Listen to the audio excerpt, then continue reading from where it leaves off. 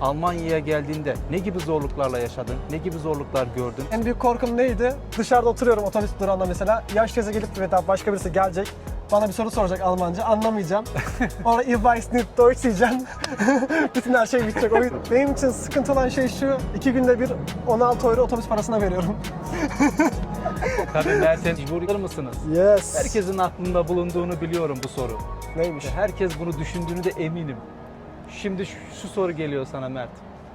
Mert, neden bu kursu Almanya'da yaptığında Türkiye'de yapmadım? O güzelin cennet Türkiye'mde neden yapmadın? Almanya'ya gelmek isteyenlere ne gibi önerilerde bulundun? Arkadaşlar hepiniz hoş geldiniz. Bugün sizlerle beraber Almanya'ya nasıl geldim? Almanya'ya gelmek için gerekli talimatlar ve buraya gelirken başımdan neler geçti, neler yaptım, nerelerden araştırmalar yaptım. Hepsini şimdi size yavaş yavaş anlatacağım.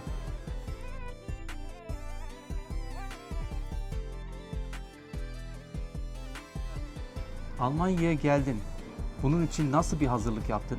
Ne gibi aşamalardan geçtin? Vize, pasaport. Bunun için neler yaptın? Bize bunu açıklar mısın? Tabii ki. İlk başta şöyle yaptım. Ben buraya dil kursuna geleceğim için dil kursunu bir kere aklımda tuttum. Bu yüzden her şeyi dil kursuna göre ayarladım. İlk başta yaptığım şey şu. İnternete 44F dil kursu yazdım. 44F'te arkadaşlar gerekli her şeyi bulabilirsiniz. Resimler, fotokopiler, ne çıkartman lazım, neler yapman lazım, neler ihtiyacın var. Almanya'ya gelirken vize için her şey oraya yazıyor. Buradaki bütün her şeyi harfi harfi uymanız lazım. Hiçbir şekilde bir tanesini eksik bırakmayın. En küçük şeyden sizin buraya gelmenizi engelleyebilir. Bu yüzden bunları dikkat etmeniz lazım. Bütün her şeyi eksiksiz buraya getirin. Bir tane bile eksik olsa bunun için problem olur yani. Çok var. Demek... Vize size geldiğinde her şey okey, mektupla geliyor. Bir içine kağıt çıkıyor. Kağıtta da açıklama sebebi var. Niye ret yedin? Bu sebebi okuduğunda aslında ne kadar önemli olduğunu, her şeyin eksiksiz yapmak gerektiğini anlıyorsun. Almanya'ya gelmenin hem kolay yanı var hem zor yanı var. Mesela ben dil kursuna geldim buraya. Aslında dil kursu diğerlerinden gelmesi daha basit olan bir yer. Turizm olarak gelmeyi düşünüyorsanız biraz bekleme süresi var konsolosluklara, öyle biliyorum. Ve eğer aracı firmanız varsa, ben buraya İDATA firmasıyla beraber geldim. Yani asıl bir konsolosluğa gidip oraya başvuru yapıp orada yüzle konuşmadım. Böyle olanlar varsa biraz daha zor geçiyor çünkü Almanca seviyesi istiyorlar birazcık sizden. Konsolosluğa gittiğinde size test veriyorlar. Onları cevaplamanızı istiyor kağıda yazıp. Ama ben aracı firmayla yaptığım için böyle bir şey gerek kalmadı. Ve dil kursuna geldiğim için de şu an her şeye basit geldim. Kaldığımız yerden devam ediyoruz. Mert'e sıradaki sorumu soruyorum. Sor bakalım. Mert, Almanya'ya geldiğinde ne gibi zorluklarla yaşadın? Ne gibi zorluklar gördün? Bunun hakkında bilgi verir misin herkese? Güzel soru. Sıkıntı şu, ben buraya geldiğimde çok büyük bir sıkıntı yaşamadım. Bak böyle oldu, yok şöyle oldu, işte böyle hiçbir şey olmadı. Çünkü niye arkadaşlar? Ben Türkiye'de Almanca öğretmenliği okuyorum. Geçen sene hazırlık okudum, bu sene 1. sınıfım bitti. Yani şu an 2'ye geçtim.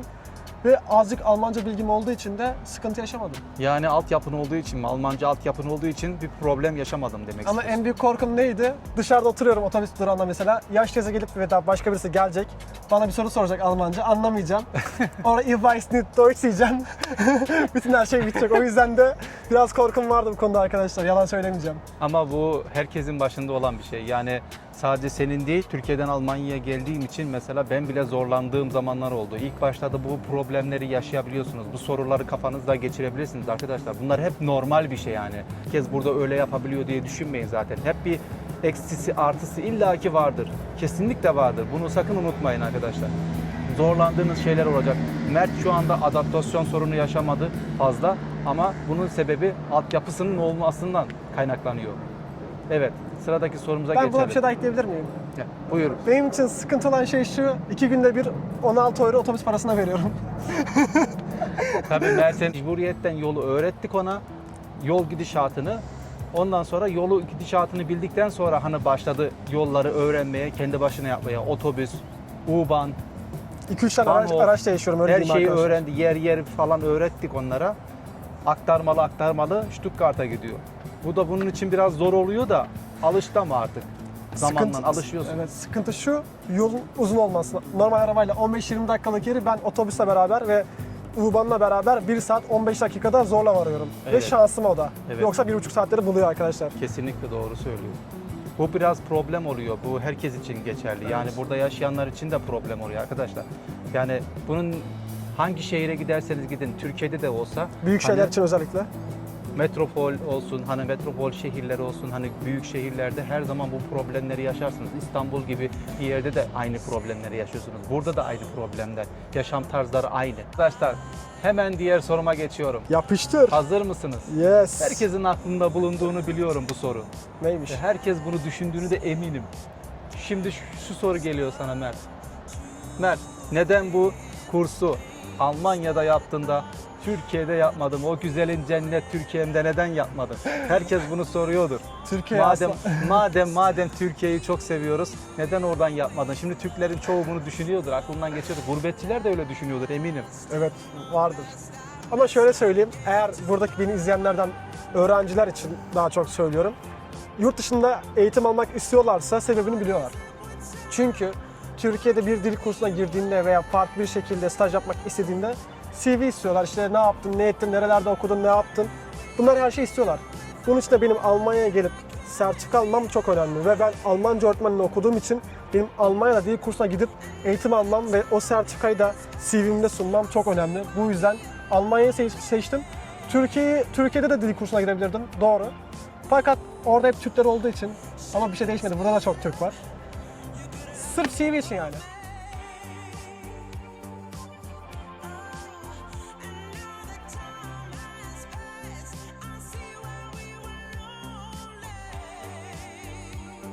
Şu an farklı bir yerdeyiz. Son bir sorumuz kaldı. Sorumuz nedir?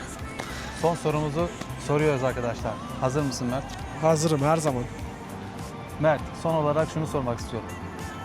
Almanya'ya gelmek isteyenlere ne gibi önerilerde bulunursun?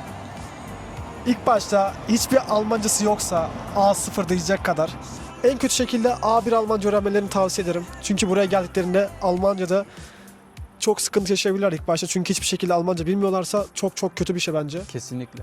Hayatta kalmak için birebir. Temel eğitim olması lazım arkadaşlar. Burada hayatta kalmanız için, bir şeyleri yapabilmeniz için temel eğitim alın. Kendinizi geliştirin. Geliştirmeden sakın buraya gelmeyi düşünmeyin. Çünkü burada çok farklı her şey. Hani burası öyle göründüğü gibi basit bir yer değil. Şöyle düşünmeyin, hayatımı hep çeviri yaparak, telefondan çeviririm, konuşurum, artık teknoloji gelişti diye düşünmeyin. O kafada sakın olmayın arkadaşlar.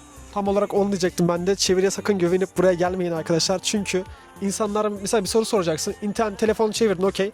Ama o sana bir şey dediğinde tekrar onu nasıl çevire yazacaksın, nasıl cevap anlayacaksın da ona cevap vereceksin. Çok sıkıntı işler ve sizi hor görebilirler Almanca Evet. bilmediğiniz için. Evet, burada insanlar biraz üstten bakıyorlar, üst safhadan bakıyorlar insanlar.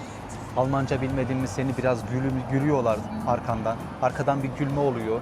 Yani biraz dalga geçer gibi konuşanlar Biraz dışlanıyor oluyor. gibi değil mi? Dışlanıyoruz, evet. Burada biraz insanlar Almancayı bilmeyince dışlanma gibi olabiliyor böyle. A2 seviyesini bitirip burada devam edebilirsiniz hayatınıza az çok. Yani üzerine düşerek tabii A2 bitirdim, okulu bitirdim, hiçbir şey bilmiyorsun diye anlamında demiyorum. Kendinizi geliştirerek tabii ki gelin. Yani bilgili olarak gelin buraya arkadaşlar. Altyapınız biraz sağlam otursun yani. En güzel örnekleri de şu. Dayım mesela buraya gelmeden önce bana da verdiği tavsiyedir. Böyle kalıp cümleler ezberleyin der. Günlük hayatta işinize yarayacak. Tuvalete gidebilirim. Şu tren ne zaman gelecek? Hayatta böyle tek başınıza kaldığında internetsiz ortamı düşünün. Olmasa nasıl konuşurdunuz ve kullanmanız gereken en önemli kalıplar nedir? Bunları ezberlemenizi tavsiye ediyorum. Kesinlikle. Ben genelde hayatımı hep böyle idame ettim. Çünkü arkadaşlar hayatınızı böyle idame etmek daha kolay oluyor sizin için. Gelişim açısından da çok kolay. Çünkü bir yere gittiğiniz zaman hazır sorular, hazır cevaplar gibi oluyor. O yüzden kalıp cümlelerden ben hayatımı hep böyle devam ettirdim burada. Benim hayatıma da hep kolaylıklar sundu bu durum. Bilmiyorum, benden öneri olarak sadece ben size bunu söyleyebilirim arkadaşlar. Mert, son olarak ne söylüyorsun? Ve asla ama asla vizem çıkmaz, vizem böyle olur gibisinden korkmayın. Eksiksiz şekilde yaparsanız çıkmama ihtimali birazcık zor. Umutsuzluğa kapılmayın arkadaşlar. Çıkmayabilir, evet, bir şey diyemem. Zaten size sebebini açıklayacaklar kağıtta eğer olumsuz çıkarsa. Ama asla korkmayın. Bütün her şeyi eksiksiz yapın. En iyi şekilde yapın. Kesinlikle arkadaşlar. Cesaretli olun. Her yere atılın. Azimli olmanız gerekiyor arkadaşlar. Hayata iyi adımlar atmak için azimli olmanız lazım. Yurt dışında arkadaşlar güvenmeyin. Akrabam var, şu var, bu var. Sakın böyle kafanızda olmasın. Çünkü insanlar burada herkes kendi halinde, herkes kendine koşturuyor. Burası Türkiye gibi değil. Kimse kimseye bakamıyor burada. Zamanı olmuyor. Sana bir iki bakar ama daha sonra sana bakamayabilir. Hayat zor burada arkadaşlar. Sakın böyle kafanızda olmasın. Kendi ayaklarınızın üzerinde basarak emin adımlarla yürümeye çalışın. Her zaman, her daim güçlü olun. Sakın bunu unutmayın arkadaşlar. Yani kısacası şu konfor alanınızdan çıkın ve yeni hayata başlayın. Evet, o kapalı kutular arasından bir çıkın. Yani o dünyanızdan. Dünyada sadece sizin odanız yok, sizin eviniz yok, sadece sizin şehriniz yok. Dünyada gözülecek milyonlar tane güzel yerler var. Binlerce ülke var. Bence bunları gezip, görüp denememiz lazım ve konfor alanınızdan çıkmanız lazım. İmkanı olanlar bunu yapması gerekiyor arkadaşlar. İmkan yoksa da imkan yaratmak için her şey yapın elinizden, her şey. Elinizden geleni yapın. Oluyorsa oluyor, olmuyorsa olmuyor. En azından denedin dersiniz arkadaşlar. Tüm gurbetçiler, Türkiye'den gelen gurbetçiler gibi ben de o zorlukları yaşıyorum. Hala da devam ediyor. İnsanlar burada çok farklı. Var. Buranın güzel yanları var, Türkiye'nin güzel yanları var. Buranın eksik yanları var, Türkiye'nin çok eksik yanları var. Yani bu hangi açıdan bakarsan o açıdan ya olumludur ya da olumsuzdur yani. Ben de çok zorluk yaşadım. İlk senemde direkt dönmek istedim. Dedim ki ben burada yapamıyorum. Bura bana ağır geliyor. Daha sonra dediler ki sabret dediler. Bir sene geçirdikten sonra iş hayatına atıldıktan sonra akıyor yani. Yavaş yavaş hayatın akıyor, adaptasyon olmaya başlıyorsun hayata. Size de burada önerim arkadaşlar. Hiçbir şeyden korkmayın, cesaretli olun. İstediğiniz her şeyi yapın, hayallerinizi yapın, Kesinlikle. dünyayı gezin. Mesela biz bu ayın sonunda dayım 18'ine itibaren tatile giriyor ve hedefimizde 3-4 tane farklı ülke var. Kesinlikle. Yeni yerler keşfetmek var, bunları sizlerle paylaşmak var. Bunlar çok zor bir şey değil, imkansız bir şey değil. Sadece birazcık azim zamana bakıyor arkadaşlar, emin olun. Evet. Her şey yapabilirsiniz. Beğenmeyi unutmayın, abone olmayı unutmayın. Abone olun. Bak arkadaşlar Mert Yılmaz, Hüseyin Doğan. Alta koyuyorum açıklama kısmına. Ben onun dayısıyım arkadaşlar. Herkese sevgiler, saygılar. Herkese selamlar arkadaşlar. Bizi izleyen herkese. Tschüss.